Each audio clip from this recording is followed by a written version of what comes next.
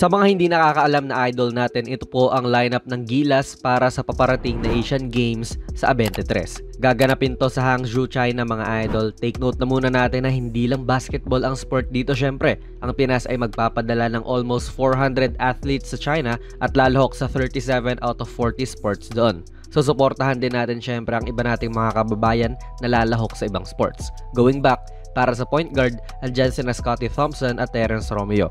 Shooting guards, Roger Pogoy at Chris Newsome. Itong si Newsome pwede mo pang ilagay mula 1 hanggang 13. Small forward, Justin Brownlee, Calvin Abueva at Calvin Oftana.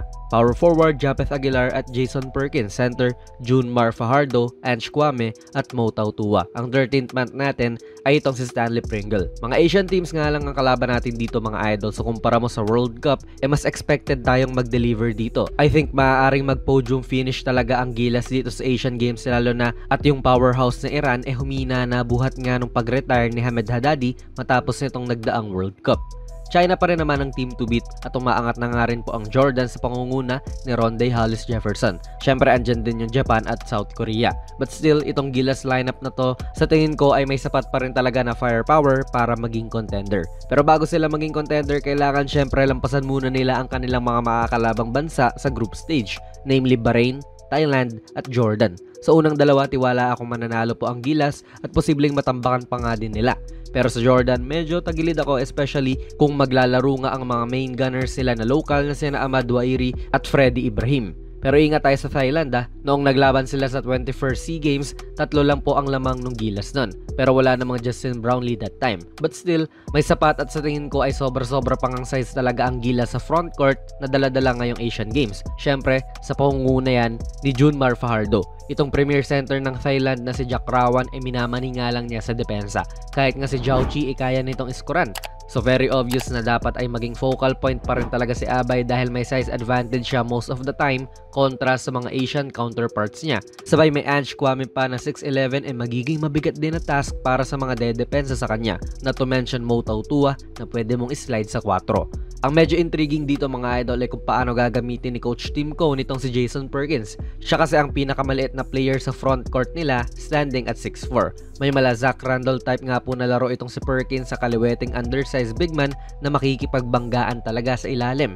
Meron na ring perimeter touch. Sa ngayon, hindi ko pa alam kung ano ang magiging role talaga nito ni Perkins, lalo na kung mabababad si Japeth Aguilar dahil alam nga po ni Japeth tong sistema ni Coach Tim Cone kasi nga galing silang pareha sa Hinebra. Ang main shooters din natin ay sina RR Pogoy at Calvin Oftana. Yes, pwede mong ilagay sina Brownlee at Romeo dito, pero more of a scorer sila at hindi lang basta shooter. Yung TNT boys kasi na sina Oftana at Pogoy, sila yung masasabi mong mga catch and shoot players din talaga ng team. Or yung mga pwede mong ilagay sa mga screen sets para titira na lang. And sina Romeo at JB naman yung pwede mong asahan na parang role ni Clarkson ng World Cup na gagawa ng sarili nilang opensa kung kinakailangan. Epektibo sila sa ganon at hindi naman na natin kailangan pang i-explain.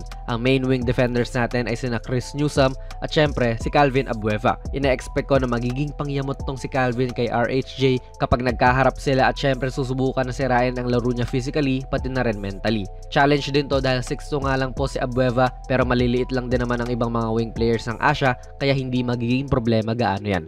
Very excited ako muli makita si Calvin sa national team. I can say na mayorya din ng mga Pinoy basketball fans ay ganun din.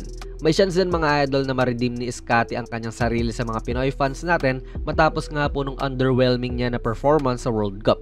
Lalo pa ngayon mga idol na si Coach Tim Cone nga mismo ang magtatawag ng mga plays sa sideline, i-expect nating maaaring mababad tong si Scottie dahil tulad ni Japeth, alam din niya kung paano gumana ang sistema ni Coach Tim Cone.